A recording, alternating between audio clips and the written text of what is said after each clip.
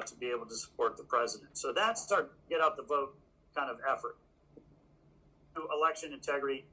This is something that the RNC was actually prohibited from engaging in prior to the 2018 election cycle. We were under a court order from a federal judge in the Philadelphia area who, for 40 years, had put an order in place prohibiting us from engaging in election integrity. It was left up to the state parties. It was left up to the campaigns. Some of them did it well. Some of them did not. In North Carolina, we did very well based on what I learned in Florida during the Florida recount back in 2000. You all may recall that we had a recount down there between Bush and Gore. My story was 2 days after the election at 2 a.m., I got a call. Said, Michael, we need you at the airport at 5 a.m.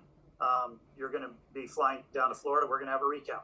I was one of, the lead attorneys in Broward County.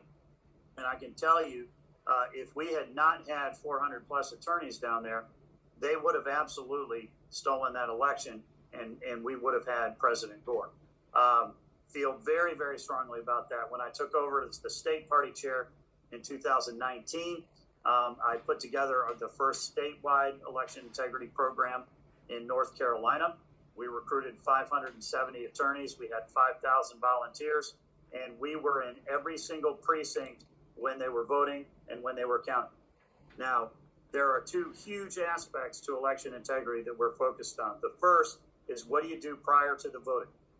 We are working right now in every state to make sure that we have the fundamentals, the rules of the road, the laws, the rules, the regulation that govern elections are in the right place. We want to make sure that only American citizens are voting. We want to make sure that when people are voting by mail, they have a witness requirement. They have a signature requirement. They can't put them in drop boxes. They have to be in by election day. Common sense type protections. We want to make sure that states have clean voter rolls so that they're not just sending out ballots, multiple ballots to the same home because people have lived there over the last several years. So there's a lot rolling in terms of what we want to do to make sure that we have the rules of the road in place.